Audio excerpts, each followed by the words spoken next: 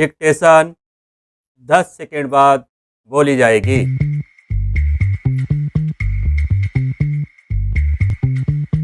5 second. Ready, start. अध्यक्ष महोदय, सबसे पहले मैं अपने माननीय कार्यकारी पार्षद महोदय का, जिन्होंने बजट भाषण दिया है और अपनी नीतियों की घोषणा की है, उसके बारे में उनको हृदय से बधाई देना चाहती हूँ।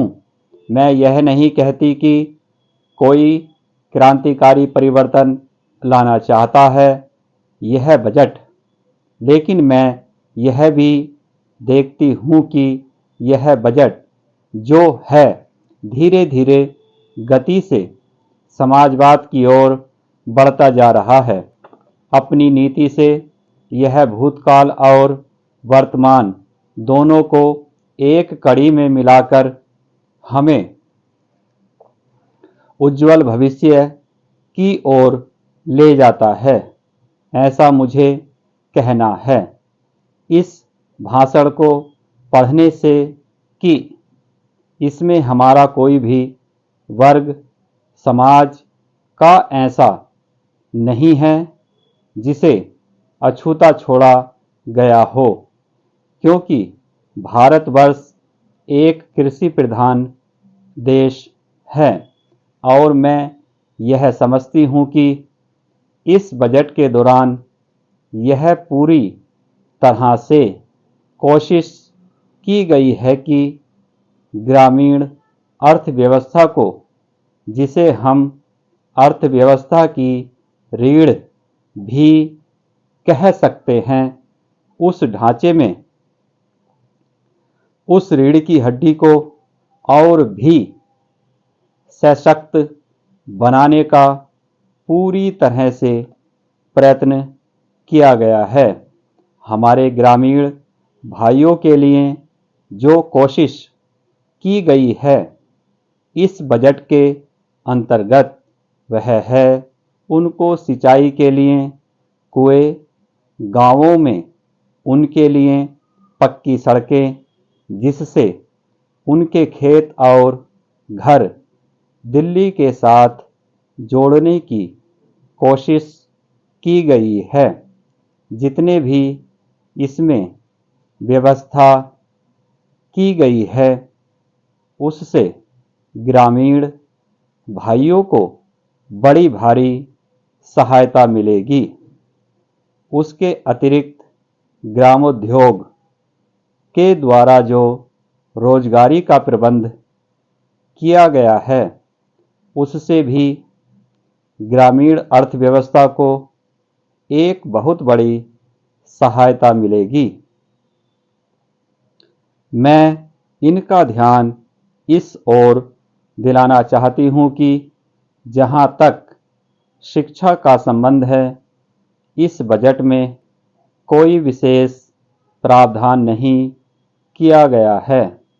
मैं यह नहीं कहती कि शिक्षा के दौरान ज़्यादा स्कूल न खोले जाएं, पर हमारी यह नीति होनी चाहिए कि भले ही स्कूल थोड़े खोले जाएं, पर सबसे बड़ी आवश्यकता इस बात की है कि शिक्षा की नीति में परिवर्तन की ज़्यादा आवश्यकता है, क्योंकि हम प्रजातंत्र में रहते हैं। प्रजातंत्र को अगर हमें सफल बनाना है तो सबसे पहले हमें ऐसे नागरिक चाहिए जिन्हें अपने अधिकारों और अपने कर्तव्यों का भली भांति ज्ञान हो। शिक्षा की वर्तमान नीति से हम अपने अधिकारों के प्रति ज़्यादा सजग होंगे और कर्तव्यों के प्रति बिल्कुल सजग नहीं होंगे। श्रीमान, मैं आपको बताऊंगा कि खेती में सुधार के बारे में हमारे कुछ लोगों का क्या विचार है। हमने विभिन्न दृष्टिकोणों से अलग अलग विचार किया है, विशेष रूप से सबसे ऊंची सीमा बांधने तथा सहकार के प्रश्न पर, किंतु हम अनुभव करने लग गए हैं कि दोनों का आपस में गहरा संबंध है। अगर हमारे देश में बड़े बड़े फार्म होते तो यह कल्पना की जा सकती है, भले ही आप इससे सहमत न हों, कि उनका कार्य संचालन दक्षता से होता और उत्पादन भी बहुत बढ़ सकता और साथ ही साथ आधुनिक तौर तरीकों का विस्तार हो सकता। भारत की मूल समस्या यह है कि यहाँ जोत की भूमि छोटी है और टुकड़ों में बटी है। साधारण तौर पर मैं कहूँ कि यह 1, 2 या 3 एकड़ है। इतनी छोटी जोत की भूमियों से हमारे किसान केवल अपना काम भर चला सकते हैं, लेकिन आधुनिक तौर तरीकों को अपनाने में बहुत कम प्रगति करेंगे। अब सबसे ऊंची सीमा बांध देने से ऐसा भी हो सकता है कि कुछ एक जो बड़े फार्म हैं उनमें काट छांट हो, जो कि प्रयोजन भी है। अगर आप चाहते हैं कि प्रगति हो और आधुनिक तौर तरीकों का प्रचलन हो, तब तो ये जो अनगिनत छोटे छोटे फार्म हैं इनको सहकारी ढंग से चलाना है, जिससे कि वे आधुनिक उपायों का लाभ उठा सकें। सहकारी ढंग से कार्य करने से मेरा मतलब है विविध प्रकार से सहयोग देना। हम सोचते हैं कि पहला कदम सहकार होना चाहिए और ऋण के अलावा अन्य कई प्रकार से भी सहायता की जा सकती है, जैसे वस्तुओं को खरीदना और बेचना, बीज, खाद तथा इसी प्रकार की वस्तुओं को दिलाना। दूसरा कदम है धीरे धीरे बीच वाले आदमी को हटा देना।